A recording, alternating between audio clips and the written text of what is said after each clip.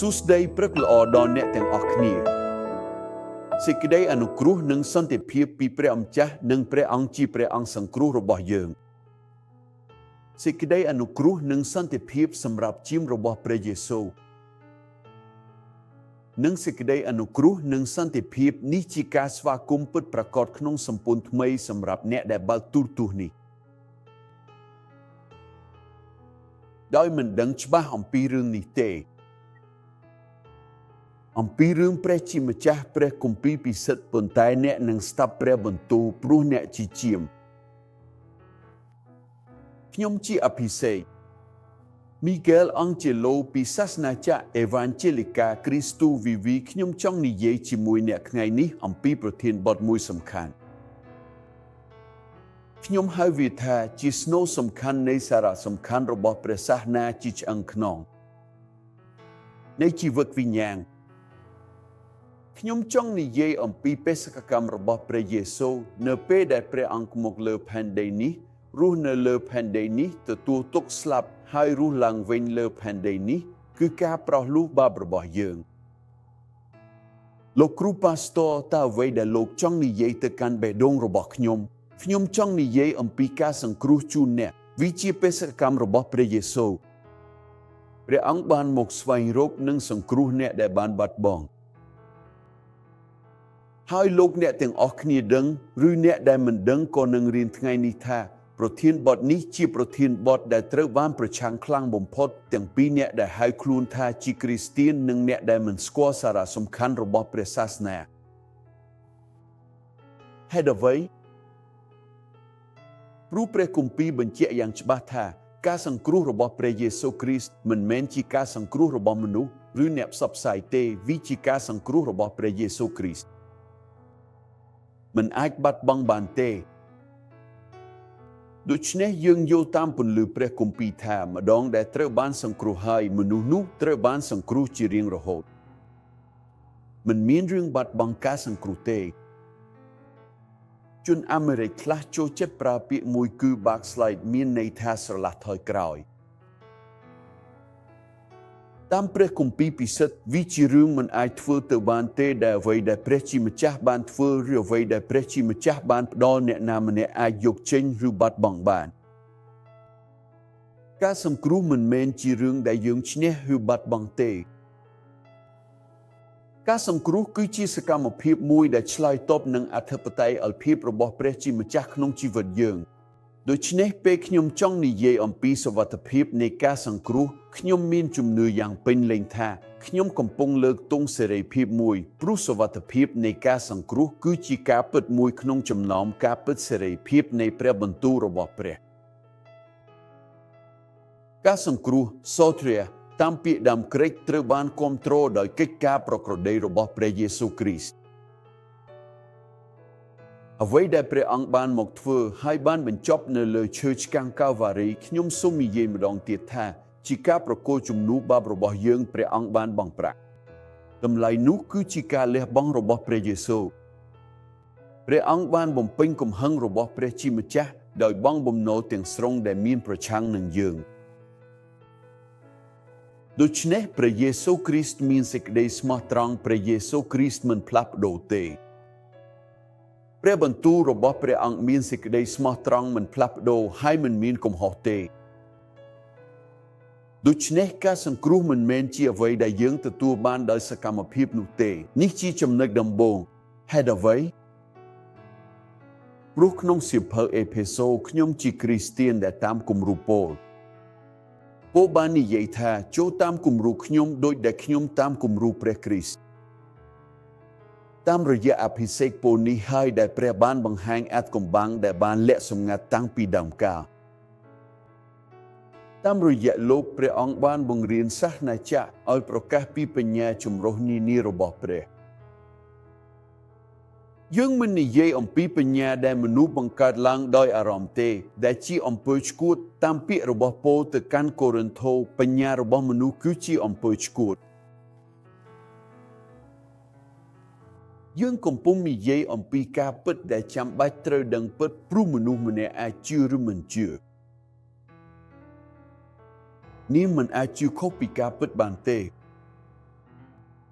ដូច្នេះសេចក្តីសង្គ្រោះមិនមែនទទួលបានដោយសកម្មភាពទេវាជាអំណោយរបស់ព្រះមើលថាពោលនិយាយយ៉ាងដូចម្តេចនៅក្នុងសៀវភៅអេភេសូរ 2 ដោយព្រះគុណអ្នកត្រូវបានសង្គ្រោះតាមរយៈសេចក្តីជឿនេះមិនមកពីអ្នកទេវាជាអំណោយរបស់ព្រះមិនមែនដោយសកម្មភាពទេដើម្បីឲ្យគ្មាននរណាអាចអួតខ្លួនបានព្រោះយើងជាការបង្កើតរបស់ព្រះដែលបានបង្កើតក្នុងព្រះគ្រីស្ទយេស៊ូវសម្រាប់សកម្មភាពល្អដែលព្រះបានរៀបចំជាមុនសម្រាប់ឲ្យយើងដើរតាមដូច្នេះអ្នកនឹងយល់ថាសេចក្តីសង្គ្រោះសូទ្រាដែលជាការងារសំខាន់បំផុតរបស់ព្រះយេស៊ូវព្រះអង្គបាននិយាយថាដោយព្រះគុណអ្នកត្រូវបានសង្គ្រោះតាមរយៈសេចក្តីជឿនេះមិនមកពីអ្នកទេមិនមែនជារឿងមនុស្សទេមិនមែនមនុស្សដែលមួយថ្ងៃបន្ទាប់ពីបរិភោគ hamburger ខូចនៅពេលអាធ្រាត្របណ្ដាលឲ្យភ្ញាក់ឬមិនអាចដេកបានហើយនិយាយថាថ្ងៃនេះជាថ្ងៃរបស់ខ្ញុំសម្រាប់ព្រះនេះជាផែនការដ៏ល្អឥតខ្ចោះជាចេតនារបស់ព្រះដែលមានសម្រាប់ជីមរបស់ព្រះនៅលើផែនដីនេះវាមិនអាស្រ័យលើអ្នកចង់ទេវាមិនអាស្រ័យលើអ្នកខិតខំទេសាតាំងសំបីតែបង្កើតសាសនាប្រកាសមួយឈ្មោះថាសេរីភាពក្នុងការជ្រើសរើសអ្នកដឹងទេថាពាក្យនេះមិនមាននៅក្នុងព្រះគម្ពីរទេដូចជាពាក្យគូត្រីឋានស្ថានិកក៏មិនមាននៅក្នុងព្រះគម្ពីរដែរតើធ្វើដូចម្តេចដើម្បីទទួលយកព្រះយេស៊ូវក៏មិនមាននៅក្នុងព្រះគម្ពីរដែរនេះជាផ្នែកមួយនៃគម្រោងបំពានដែលមនុស្សមានចំពោះជីមរបស់ព្រះយេស៊ូវដូច្នេះសេចក្តីសង្គ្រោះមិនមែនទទួលបានដោយសកម្មភាពទេវាជាអំណោយរបស់ព្រះតាមរយៈព្រះគុណហើយពោលបាននិយាយថាមិនមែនដោយសកម្មភាពទេដើម្បីឲ្យគ្មាននរណាអាចអួតខ្លួនបានដូច្នេះមិនមែនខ្ញុំទេមិនមែនខ្ញុំដែលចាប់ផ្ដើមទេខ្ញុំគ្រាន់តែស្លាប់ក្នុងអំពើបាបនិងអំពើខុសមើលថាព្រះគម្ពីរបាននិយាយអ្វីនៅក្នុងអេភេសូរ 2ព្រះអង្គបានផ្ដល់ជីវិតឲ្យអ្នកនៅពេលអ្នកស្លាប់ក្នុងអំពើបាបនិងអំពើខុសតើមនុស្សដែលស្លាប់ផ្លូវវិញ្ញាណអាចមានភាពក្លាហាននិយាយថាខ្ញុំទទួលយកព្រះយេស៊ូវបានដូចម្តេចគាត់ស្លាប់បើគ្មានការជ្រៀតចូលរបស់ព្រះបើគ្មានគោលបំណងរបស់ព្រះបើគ្មានការអំពាវនាវហើយលើសពីនេះទៀតគឺព្រះគុណរបស់ព្រះយេស៊ូវគ្រីស្ទម្ចាស់របស់យើងដែលព្រះគុណអ្នកត្រូវបានសង្គ្រោះតែតាមសេចក្តីជំនឿបើមិនមែនដោយខ្លួនអ្នកទេវាជាអំណោយរបស់ព្រះវាជាអំណោយដ៏មានតម្លៃរបស់ព្រះដូច្នេះព្រះអង្គជាអ្នកមានអំណាចលើគ្រប់យ៉ាងព្រះអង្គជាអ្នកចាប់ផ្ដើមសេចក្តីសង្គ្រោះជារបស់ព្រះអង្គមិនអាចទិញបានមិនអាចយកឈ្នះបានហើយជាក់ស្ដែងមិនអាចបាត់បង់បានដែរព្រោះបើសិនបាត់បង់សេចក្តីសង្គ្រោះនោះវានឹងស្ថិតនៅទីណាអំណាចនៃឈាមព្រះយេស៊ូវបើសេចក្តីសង្គ្រោះជារឿងដែលពឹងផ្អែកលើអាកប្បកិរិយារបស់ខ្ញុំបងស្រឡាញ់ខ្ញុំនឹងប្រាប់បងថាគ្មាននរណាម្នាក់ក្នុងពួកយើងនឹងត្រូវបានសង្គ្រោះឬនៅសល់សង្គ្រោះទេគ្មាននរណាម្នាក់ក្នុងពួកយើងទេរួមទាំងអ្នកផងដែលបដិសេធសុវត្ថិភាពនៃសេចក្តីសង្គ្រោះអ្នកក៏មិននឹងត្រូវបានសង្គ្រោះដែរពួកយើងទាំងអស់គ្នាបានធ្វើបាបពួកយើងទាំងអស់គ្នាបានធ្វើខុសគ្មានមនុស្សសុចរិតសំបីតែម្នាក់នៅលើផែនដីនេះទេគ្មានសំបីតែម្នាក់មនុស្សម្នាក់ដែលធ្វើល្អគ្មានទេមិនមានសំបីតែម្នាក់ទេព្រះគម្ពីររបស់ពោលបាននិយាយថាច្បាប់ទី3ទៅកាន់ជនរោមវគ្គទី10គ្មានសំបីតែម្នាក់ដែលស្វែងរកដែលយល់ដឹងដែលធ្វើល្អមិនមានទេអ្វីដែលមនុស្សចូលចិត្តគឺមានអារម្មណ៍ថាខ្លួនឯងមានអំណាចដូចព្រះក្នុងបញ្ហាដែលជារបស់ព្រះតែប៉ុណ្ណោះនេះហើយជាការពិតមិនមែនដោយសារអំពើទេកុំឲ្យនរណាអួតខ្លួនបានហើយហេតុអ្វីបានជាខ្ញុំឈានដល់ការសង្គ្រោះយើងជាការបង្កើតរបស់ទ្រង់ក្នុងព្រះគ្រីស្ទដើម្បីអំពើល្អដែលទ្រង់រៀបចំទុកឲ្យយើងដើរតាមនេះជាផែនការដ៏ល្អបំផុតព្រះជាម្ចាស់មានសន្យាសម្រាប់ជីវិតរបស់អ្នកស្រឡាញ់ឲ្យល្អណាស់បើអ្នកបន្ថយអាវុធរបស់អ្នកចំពោះបញ្ហារបស់ព្រះជាម្ចាស់ព្រោះព្រះជាម្ចាស់គឺជាព្រះជាម្ចាស់មនុស្សគឺជាមនុស្សហើយពេលនិយាយអំពីអធិបតេយ្យឲ្យភាពរបស់ព្រះជាម្ចាស់មនុស្សប្រតិកម្មខ្លាំងណាស់ព្រោះគាត់ចង់មានភាគរួមផងដែរអ្នកបដិវត្តន៍ដ៏ល្បីមួយលោក Martin Luther បាននិយាយថាប្រសិនបើមនុស្សគិតថាគាត់មានភាគរួមណាមួយក្នុងការសង្គ្រោះជាក់ស្ដែងគាត់មិនស្គាល់ព្រះជាម្ចាស់ទេហើយក៏មិនស្គាល់ព្រះគម្ពីរពិតប្រាកដដែរមនុស្សភាគច្រើនដែលឈរនៅលើឆាកសាសនានោះមិនស្គាល់ព្រះជាម្ចាស់ទេហើយក៏មិនស្គាល់ព្រះគម្ពីរពិតប្រាកដដែរ ដូច្នេះនេះគឺជាលទ្ធផលនៃការអត់ឱនរបស់ព្រះជាម្ចាស់ហើយខ្ញុំនឹងប្រាប់អ្នកអ្វីមួយសូមមានការជឿជាក់លើអ្វីដែលព្យាករម្នាក់បាននិយាយជូនអ្នកការសង្គ្រោះគឺមិនអាចបដិសេធវិញបានទេម្ដងដែលបានសង្គ្រោះគឺសង្គ្រោះជានិច្ចលោកគ្រូបង្រៀនប៉ុន្តែខ្ញុំបាននឹងអ្នកបោះប្រាស់និយាយថាព្រះជាម្ចាស់អាចលុបឈ្មោះចេញពីសៀវភៅជីវិតមនុស្សទេសូមកុំស្ដាប់សំឡេងទាំងនោះព្រះយេស៊ូវបាននិយាយថាអ្នកខុសព្រោះមិនស្គាល់ព្រះគម្ពីរពិតប្រាកដទេអ្នកខុសព្រោះអ្នកមិនស្គាល់ទេហើយអ្នកស្គាល់ព្រះគម្ពីរតាមរយៈការបង្ហាញពីព្រះត្រូវការឲ្យព្រះជាម្ចាស់ដកចេញត្រូវការឲ្យព្រះជាម្ចាស់ដកសម្បកចេញពីភ្នែកវិញ្ញាណត្រូវការឲ្យព្រះដកវាំងនឹងរបស់ម៉ូសេនៅពេលមនុស្សម្នាក់បំភ្លឺចិត្តដើម្បីឲ្យគាត់យល់ថាការសង្គ្រោះមានសារៈសំខាន់និងមានសុវត្ថិភាពយ៉ាងដូចម្តេចវាមិនអាចបដិសេធវិញបានទេវាជារបស់អស់កលឹបជានិច្ចពួកយើងត្រូវបានទិញដោយឈាមរបស់ព្រះយេស៊ូវដូច្នេះការធានាថានឹងបានសង្គ្រោះគឺមានមូលដ្ឋានលើអធិបតេយ្យឲ្យភាពរបស់ព្រះវាមិនពាក់ព័ន្ធអ្វីជាមួយអ្នកផ្សព្វផ្សាយទេ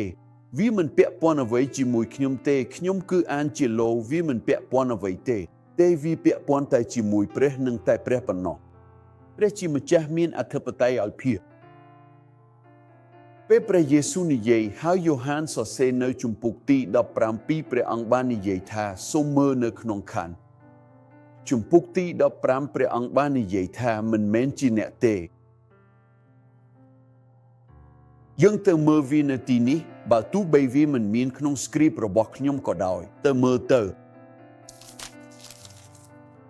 ជំពូកទី15ខណ្ឌទី16ខ្ញុំកំពុងមើលក្នុងព្រះគម្ពីរសេចក្តីអធិប្បាយដែលមិនមានកំហុសសេចក្តីអធិប្បាយដែលមិនបរាជ័យមិនខុសដែលជាសម្លេងរបស់ព្រះអង្គបាននិយាយថាមិនមែនជាអ្នកទេដែលបានជ្រើសរើសខ្ញុំដូច្នេះមិនមែនជាមនុស្សទេមនុស្សចូលចិត្តឲ្យគេគោរពឬសរសើរតែជាក់ស្ដែងមនុស្សគ្រាន់តែជាធូលីប៉ុណ្ណោះមិនមែនអ្នកជ្រើសរើសខ្ញុំទេតែផ្ទុយទៅវិញខ្ញុំជាអ្នកជ្រើសរើសអ្នកហើយបានកំណត់ឲ្យអ្នកទៅនាំផ្លែនិងឲ្យផ្លែរបស់អ្នកនៅតែមានដូច្នេះព្រះជាម្ចាស់កំពុងនិយាយថាមិនមែនជាអ្នកទេនៅក្នុងជំពូកទី3នៃសៀវភៅយ៉ូហានព្រះអង្គបាននិយាយថានៅជំពូកទី3ខណ្ឌទី27ព្រះអង្គបាននិយាយថាមនុស្សមិនអាចទទួលអ្វីបានទេប្រសិនបើមិនត្រូវបានផ្ដល់ឲ្យពីស្ថានសួគ៌ដូច្នេះការធានាថានឹងបានសង្គ្រោះត្រូវបានបញ្ជាក់ក្នុងពាក្យទាំងនេះដែលទទួលស្គាល់អំណាចដ៏ខ្ពង់ខ្ពស់របស់ព្រះយើងត្រូវបានជ្រើសរើសចាប់តាំងពីមុនការបង្កើតពិភពលោកយើងត្រូវបានបិទត្រាដោយព្រះវិញ្ញាណបរិសុទ្ធគ្មាននរណាអាចដកត្រានេះចេញបានទេ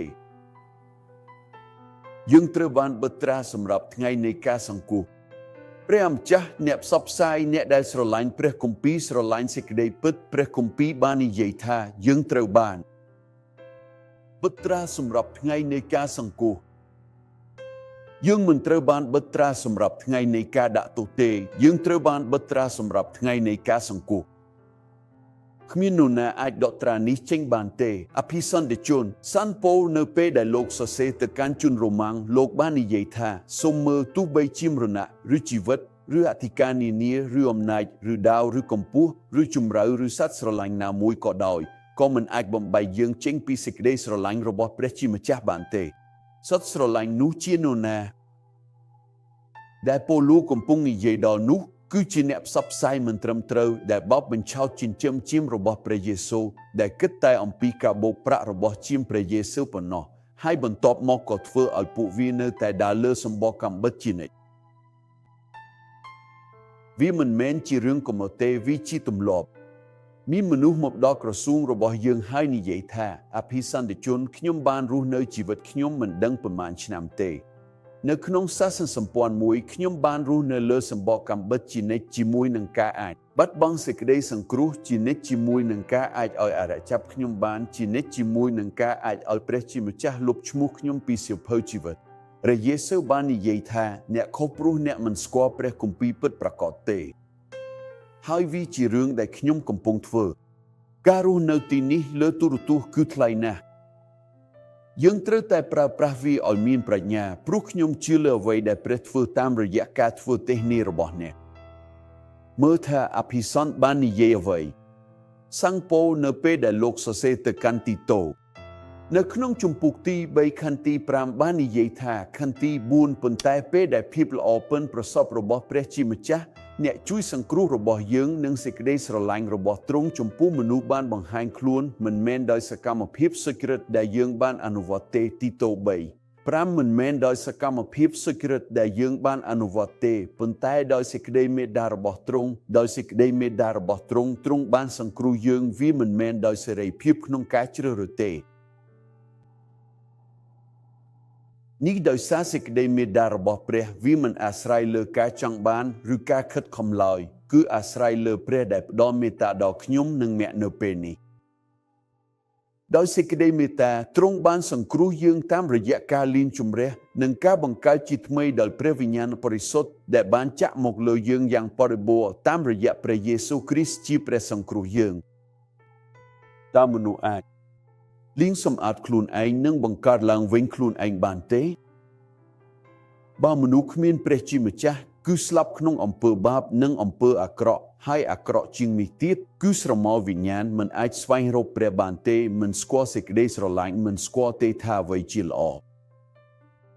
សាតាំងបង្កើតស្ថានភាពអនថាវិញ្ញាណដើម្បីឲ្យមនុស្សមិនឃើញព្រះសិរីរបស់ព្រះទេ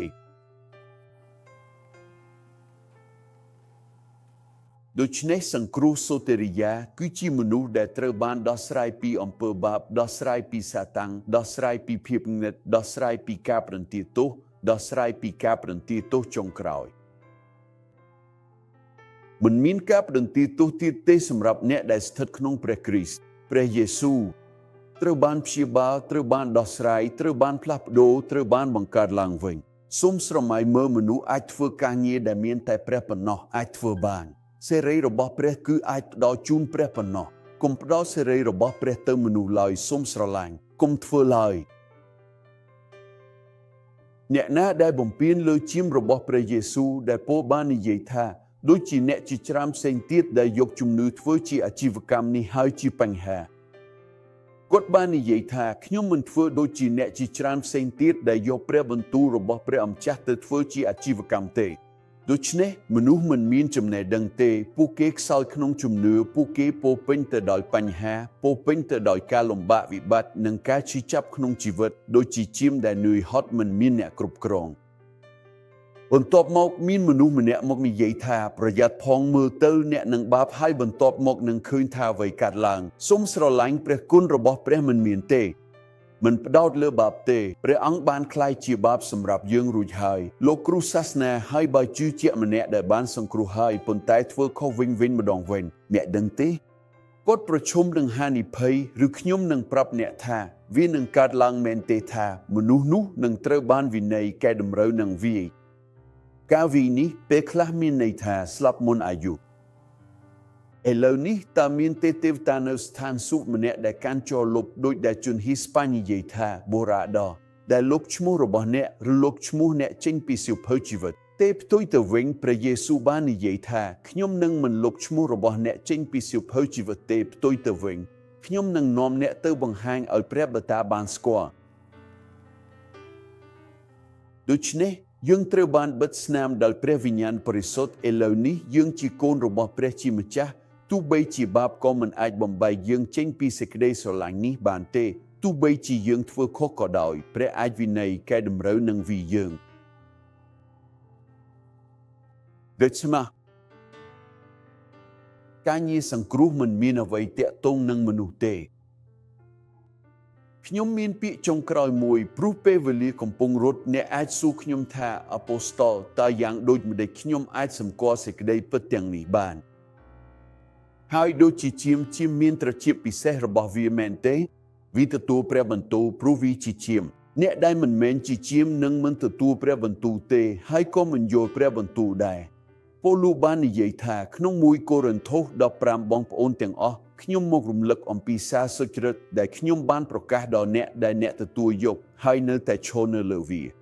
ដោយសារតែវាអ្នកក៏ត្រូវបានសង្គ្រោះផងដែរប្រសិនបើអ្នករក្សាទុកព្រះបន្ទូលដោយដែលខ្ញុំបានផ្សព្វផ្សាយឲ្យអ្នកលុះត្រាតែអ្នកជឿដោយឥតប្រយោជន៍មានតែការសង្គ្រោះការចេញពីអំណាចអារក្សត្រាព្រះវិញ្ញាណបរិសុទ្ធនិងជីវិតអស់កលឹបជានិច្ចប៉ុណ្ណោះប្រសិនបើមនុស្សនោះស្ដាប់សារសុចរិតពិតប្រាកដមានតែសារសុចរិតតែមួយប៉ុណ្ណោះគឺសារសុចរិតនៃការសង្គ្រោះគឺសារសុចរិតនៃព្រះគុណរបស់ព្រះពោលថាដោយសារតែវាអ្នកត្រូវបានសង្គ្រោះបើអ្នកកាន់តាមព្រះបន្ទូលដូចដែលខ្ញុំបានប្រកាសដល់អ្នកការសង្គ្រោះមិនមែនមកពីគុណសម្បត្តិការលះបង់ពិធីបុណ្យឬការជ្រមុជទឹក1 2 3 ដងនោះទេទាំងនេះគឺជាការបោកប្រាស់ដ៏ធំមួយលើកក្បាលឈាមតូចមិនដែលមានសេរីភាពឡើយក្នុងប្រព័ន្ធនេះឈាមតូចមិនដែលមានសេរីភាពឡើយព្រះយេស៊ូវបាននិយាយថាអ្នកនឹងស្គាល់សេចក្តីពិតហើយសេចក្តីពិតនឹងធ្វើឲ្យអ្នកមានសេរីភាពដូច្នេះប្រសិនបើព្រះបុត្រាបានធ្វើឲ្យអ្នកមានសេរីភាពអ្នកនឹងមានសេរីភាពពិតប្រាកដដូច្នេះខ្ញុំអាចមានសេរីភាពនិងបានសង្គ្រោះដោយគ្មានការភ័យខ្លាចអនាគតឬសេរីល្អជារៀងរហូតបានតែប៉ុណ្ណោះប្រសិនបើខ្ញុំស្ដាប់ដំណឹងល្អអំពីព្រះគុណរបស់ព្រះប្រសិនបើថ្ងៃនេះអ្នកបានស្ដាប់ព្រះវិញ្ញាណនិយាយថាការសង្គ្រោះរបស់ព្រះយេស៊ូវគ្មានស្រមោលឬការប្រែប្រួលណាមួយនៅក្នុងព្រះអង្គទេក្រពុះគឺមិនអាចបំផ្លាញបានទេជឿលើសេចក្តីពិតព្រោះវាធ្វើឲ្យអ្នកមានសេរីភាពយើងរួមចាំអ្នកនៅព្រះវិហារយើងផ្លូវ Marek លេខ320សង្កាត់ Campenhos Rio de Janeiro ម៉ោង 9 ព្រឹកនិង5 ល្ងាចនៅព្រះវិហារ Cristo Vivoវិជាសាលាធំដ៏ស្រស់ស្អាតកន្លែងដ៏អស្ចារ្យកន្លែងដ៏ស្រស់ស្អាតដែលការបង្ហាញខ្លួនរបស់ព្រះត្រូវបានឃើញដោយភ្នែកផ្ទាល់សេចក្តីគុណនិងសន្តិភាពពីអភិសេក Miguel Angelo ព្រះវិហារ Cristo Vivo សូមផ្ញើអារម្មណ៍ស្និទ្ធស្នាលដល់អ្នកទាំងអស់គ្នាហើយអរគុណចំពោះកិត្តិយសដែលយើងអាចពិភាក្សាព្រះបន្ទូលរបស់ព្រះជាមួយគ្នាសូមអរព្រះគុណ